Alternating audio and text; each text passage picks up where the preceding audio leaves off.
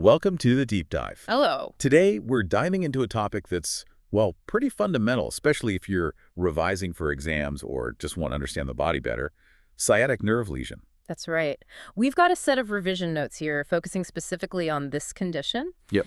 And our mission today is really to unpack those notes, pull out the absolutely crucial bits, the high-yield stuff, and make this sometimes complex topic feel clear and hopefully memorable for you. Exactly. We're not just going to read them at you. Think of us as guides, yeah? Pointing out what really matters and why it matters as you work through this material. We want you to come away from this feeling like you've really got a handle on sciatic nerve lesions. Okay, let's get into it then. Starting right at the beginning with the basics laid out in these notes. So the definition, what is a sciatic nerve lesion? Well, the notes define it simply as damage or injury to the sciatic nerve. Yeah. And, the first thing that jumps out is that they immediately highlight it's the body's largest nerve. Yeah, that's not trivial, is it? Being the largest nerve means if it's damaged, the consequences can be pretty significant. And the notes get straight to those consequences. They talk about pain, weakness, and sensory issues.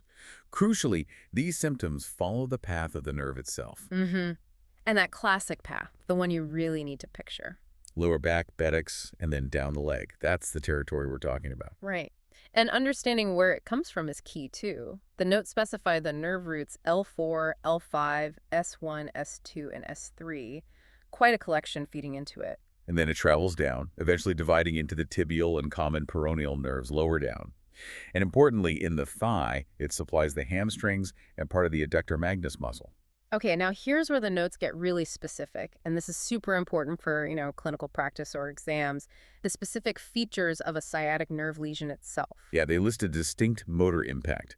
Paralysis of knee flexion, bending the knee, and basically all movements below the knee. Think foot drop, difficulty pointing toes up or down. Makes sense, given the muscles it supplies down there, and alongside that motor loss. Sensory changes. The notes mention sensory loss below the knee.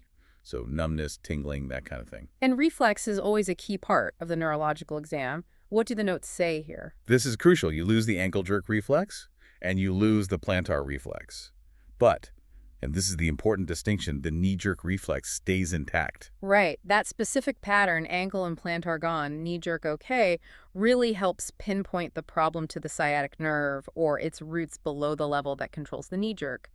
It helps differentiate from higher spinal cord issues, for example. Okay, so that's what it is. Now, what causes it? The etiology section in the notes. The most common cause, according to these notes, is compression or irritation of those nerve roots we just mentioned, L4 to S3, right where they exit the lumbar spine. And the usual suspects causing that compression. Yep, the classics are listed.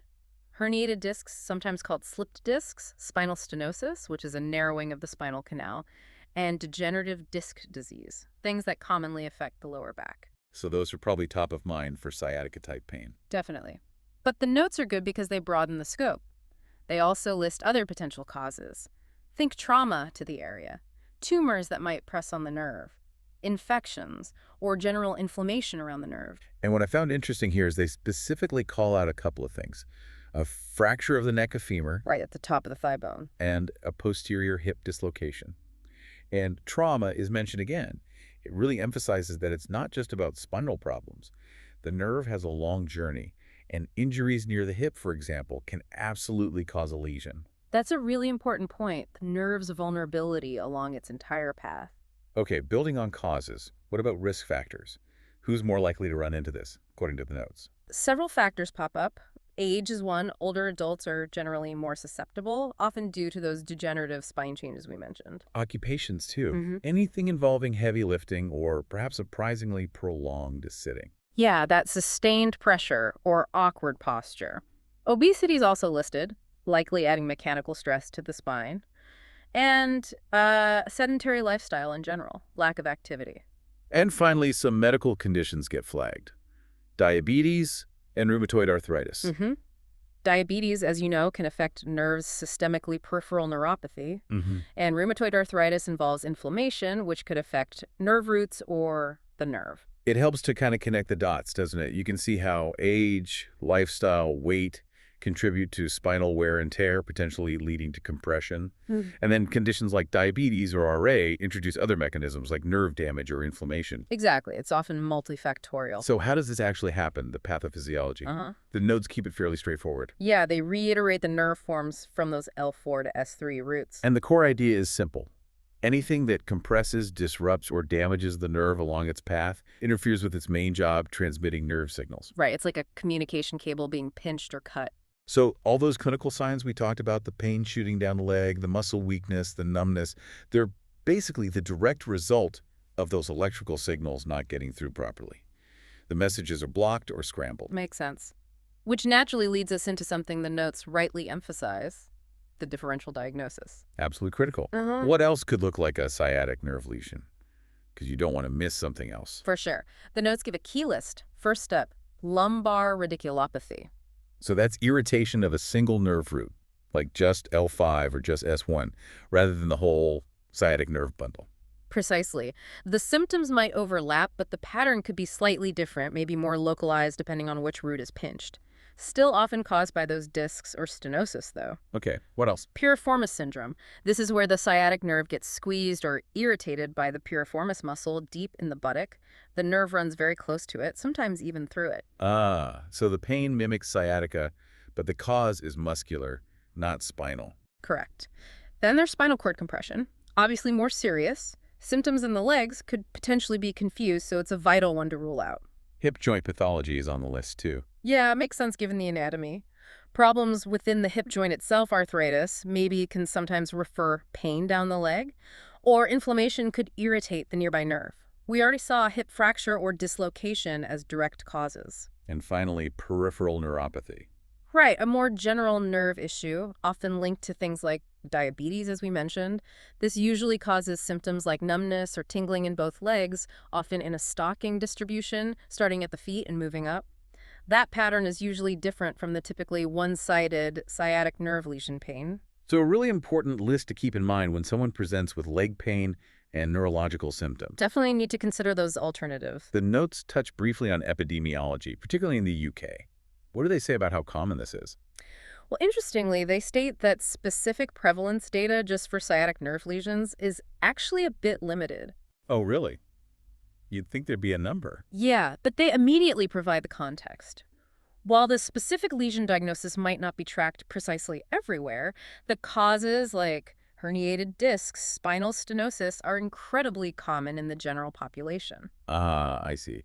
So the underlying problems that lead to sciatic nerve issues are widespread, meaning you're going to see people with these symptoms frequently, even if the specific label sciatic nerve lesion isn't always the final coded diagnosis. Exactly. The presentation is common because the causes are common. So speaking of presentation, let's recap what that typically looks like based on the notes. The clinical presentation. The absolute hallmark, as we've said, is that radiating pain. It classically starts in the lower back or buttock and shoots down the leg, often going below the knee, sometimes right to the foot, following the nerve's path. And alongside the pain. Numbness or tingling paresthesia in that same affected area, that same distribution down the leg or foot. Muscle weakness too, right? Difficulty with movements. Yes, linking back to those motor findings. Trouble bending the knee or issues with ankle movement like difficulty walking on heels or toes, potentially that foot drop. And don't forget the realexis. That pattern is key. Absolutely. The diminished or absent ankle reflex, maybe the plantar reflex too, but crucially that intact knee-jerk reflex. Though the notes do add an important caveat. Right. Symptoms aren't always identical. They can vary quite a bit in intensity, exact location, and the mix of pain, numbness, and weakness. It really depends on what's causing the problem, a mild disc bulge versus a severe traumatic injury, and exactly where along the nerve the issue is. Okay, so someone comes in with that picture. Yeah. How do clinicians investigate? How do you confirm it's a sciatic nerve lesion and figure out the cause? The notes list the key investigations. Imaging is usually the first port of call. MRI or CT scans are mentioned. And the goal there is? To visualize the spine and the surrounding tissues, you're looking for the structural cause. Is there a herniated disc pressing on a root? Is the spinal canal narrowed by stenosis? Is there, less commonly, a tumor? It shows you the anatomy. Right, shows you what might be physically impinging on the nerve or its roots. Exactly. But then there's electrophysiology. Ah, the nerve tests. Yeah, EMG and NCS. that's right. Electromyography and nerve conduction studies. The notes explain these assess the actual function of the nerve and muscles. So imaging shows the structure, electrophysiology shows the function. You got it. These tests can tell you if the nerve signals are traveling correctly, how fast they're going, and if they're getting weaker along the way. They can help pinpoint where the nerve damage is located. Is it at the root or further down the nerve, and how severe that damage actually is? They really complement the imaging. Okay, so investigations point towards a sciatic nerve lesion, likely caused by, say, a herniated disc. How is it managed in the UK, according to these notes? The overall aim is twofold. Deal with the underlying cause if possible, and relieve the person's symptoms. And where does management usually start? Generally with conservative measures. The notes list the standard things. Relative rest initially, physical therapy, physio is key, and pain medications, like simple analgesics or anti-inflammatories. Makes sense. Start simple.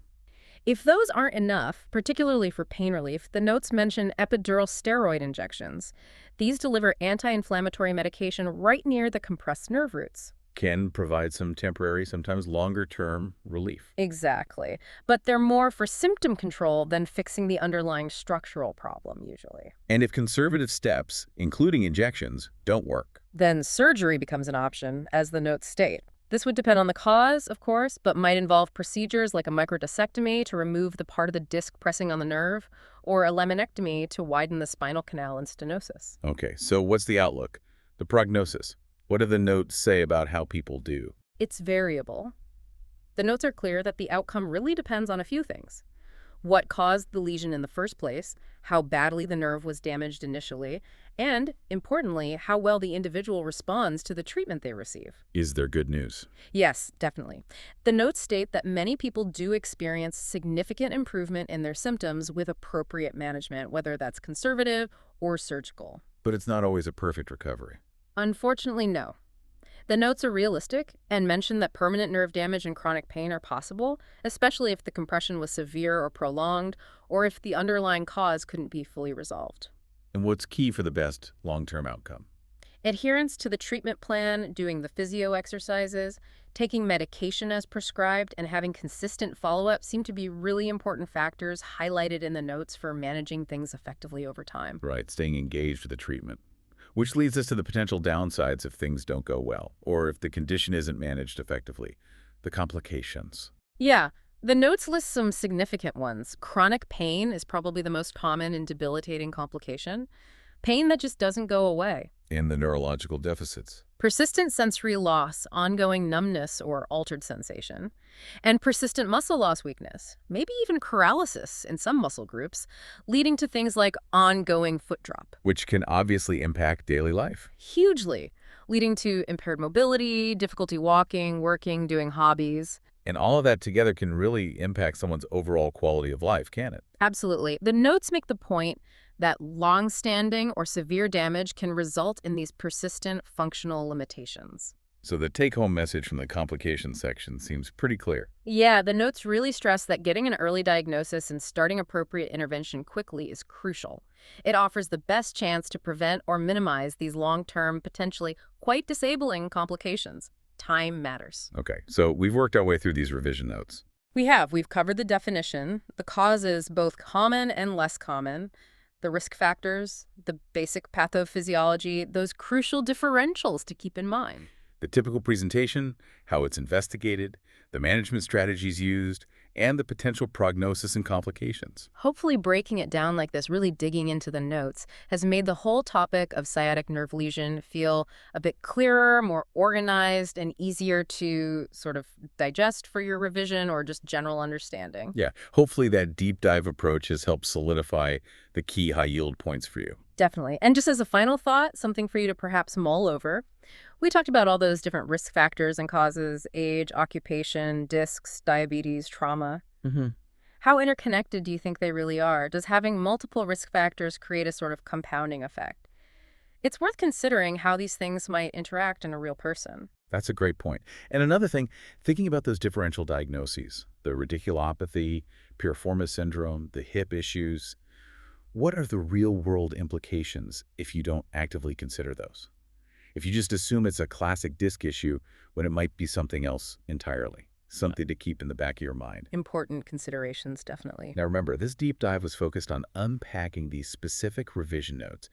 If you are specifically preparing for exams like the MSRA, you'll likely find extra resources helpful too. Absolutely. For targeted MSRA prep, definitely check out pastthemsra.com. And there's also freemsra.com for additional resources, both worth looking into if that's your goal. Great suggestions. Okay, that wraps up our deep dive for today. Thanks for joining us.